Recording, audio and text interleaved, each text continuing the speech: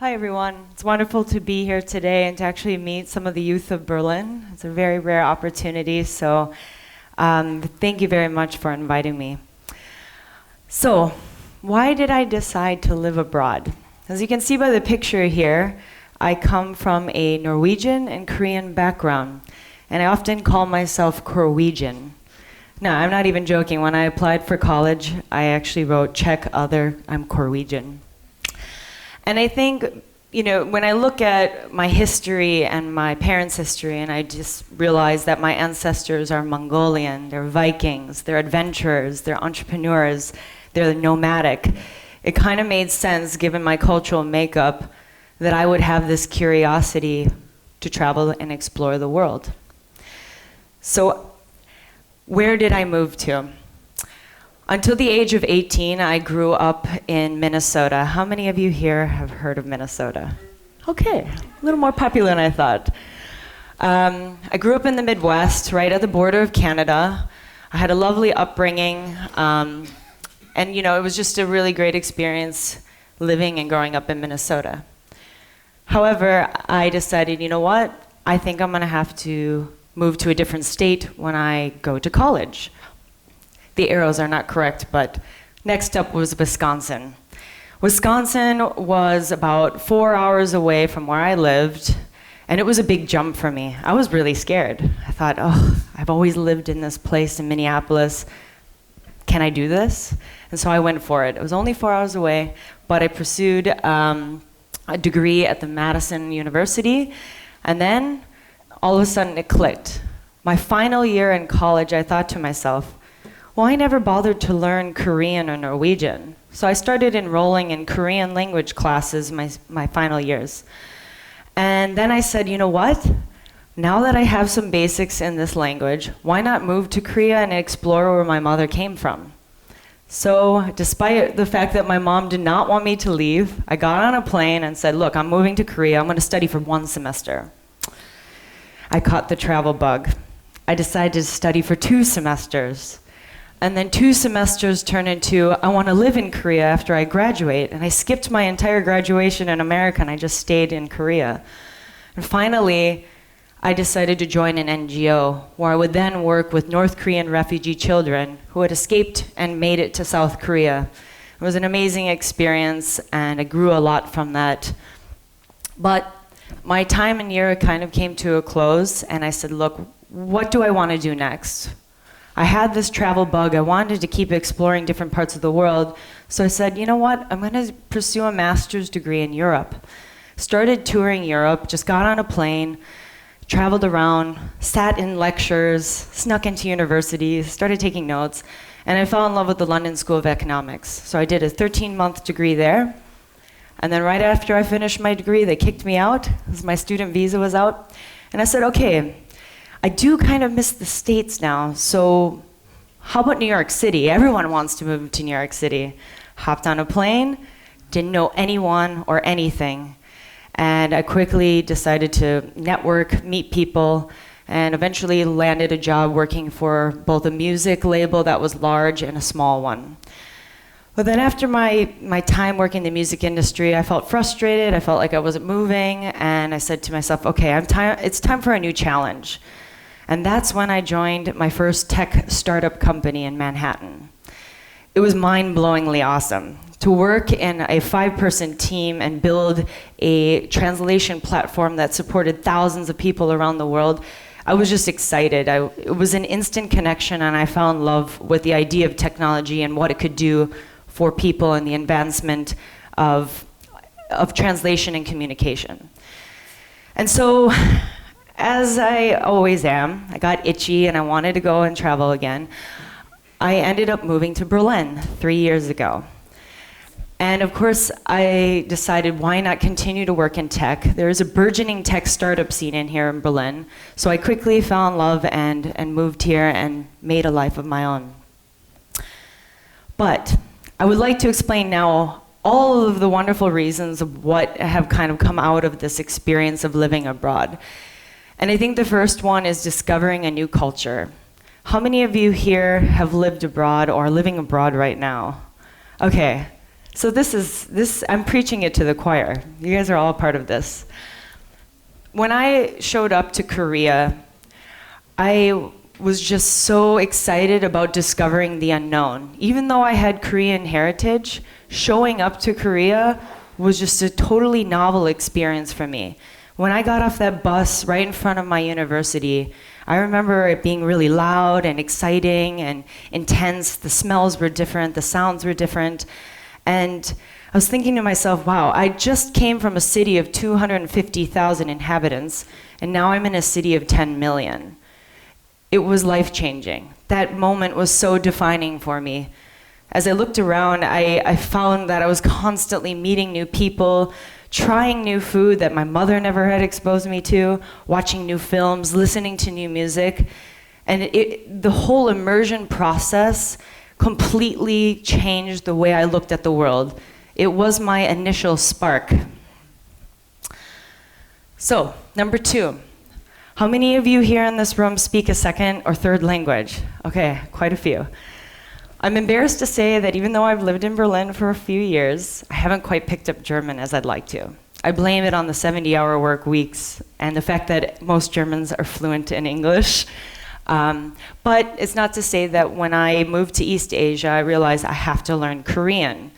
Not as many people were speaking fluent in English, and it was a mode of survival. I had to learn it quick. And after I'd studied for a year, I got to a point where I was pretty comfortable with it. I was having good conversational skills. And I'll never forget the day I called up my mother and, out of the blue, and I just said in a full sentence, I love you. And this is what I'm doing, and this is what I'm experiencing in Seoul. And I had done it in perfect Korean. I could hear her crying over the phone.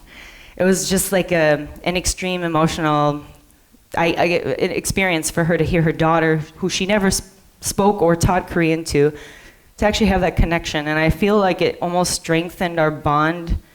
And it's something that's irreplaceable, that moment. So what I encourage is that you always try to learn as many languages as you can. They say that you kind of experience a new soul and a new awakening when you learn a new language. Number 3. Developing skills outside of a classroom setting. So as I said before, when I first showed up to Berlin, I probably knew one person. And now I feel like I know half the city.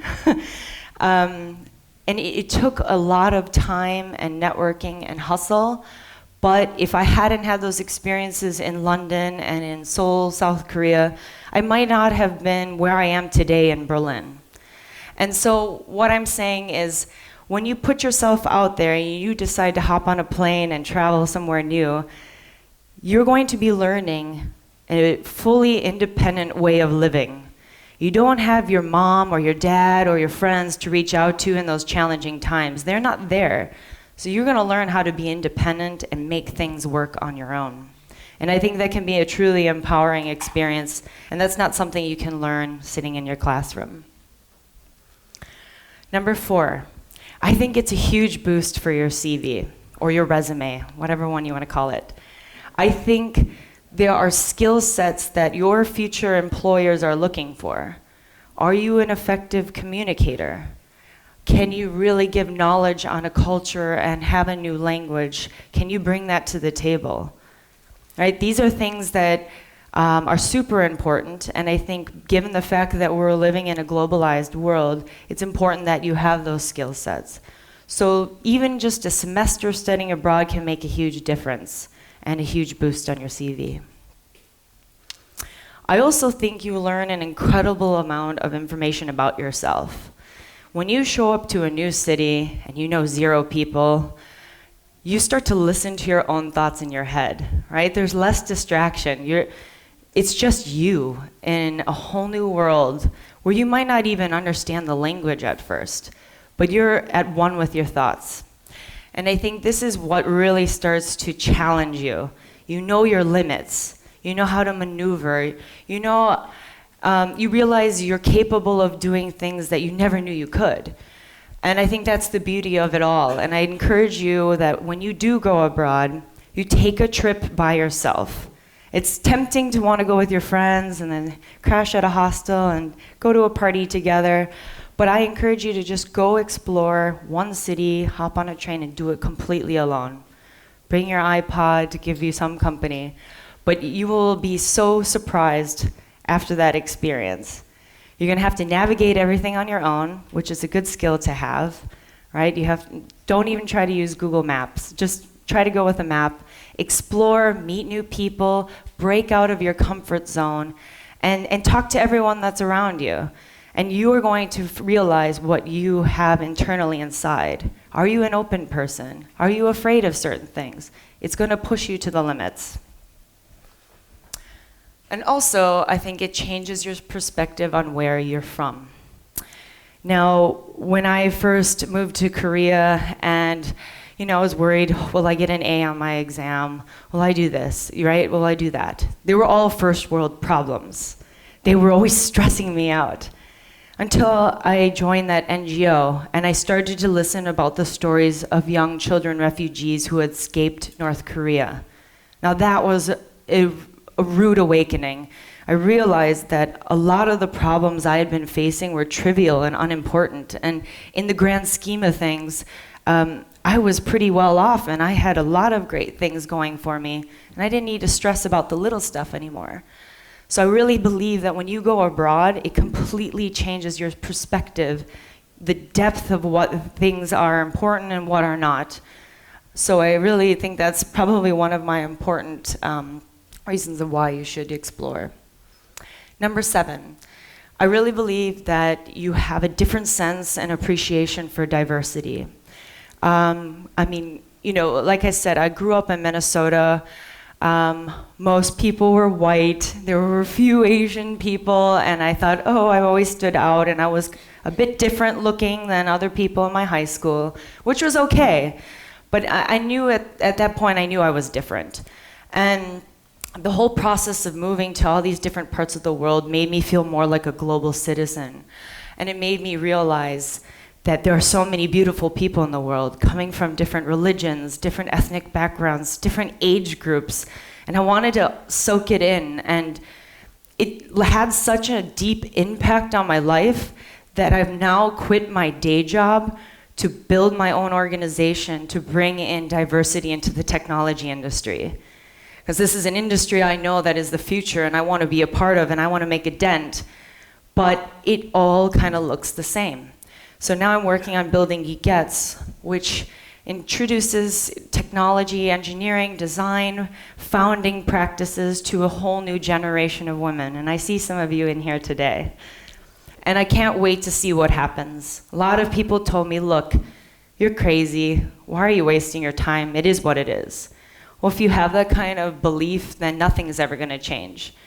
So for me, diversity is down to the very core of my passion and the essence of what I do every day. If something is looking the same, I want to change it. I want to mix it up because it makes life more interesting.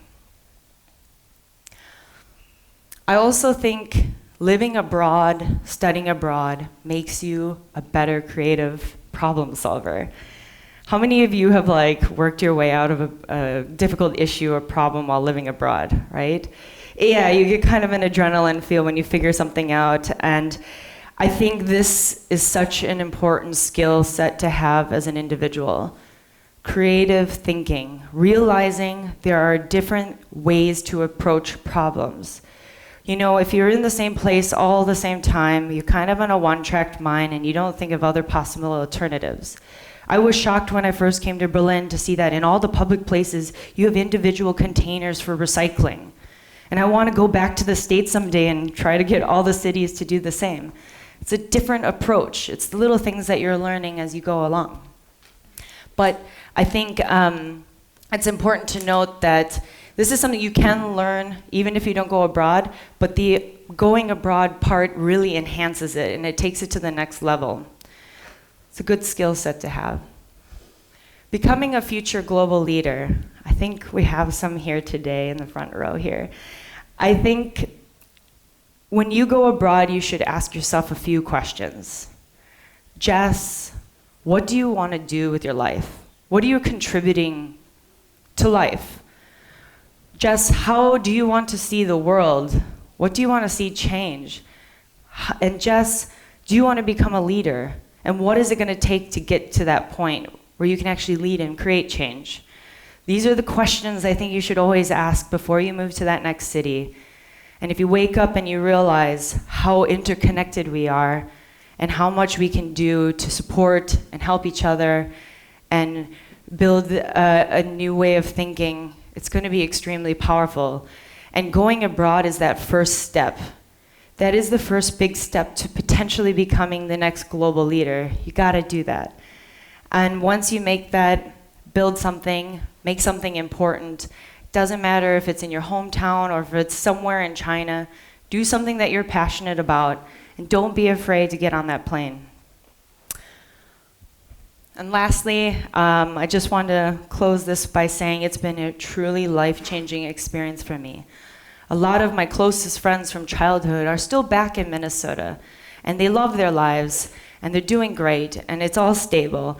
But I realize some of them think I'm totally crazy for spending the last years of my life just traveling and not having a continuous, stable lifestyle.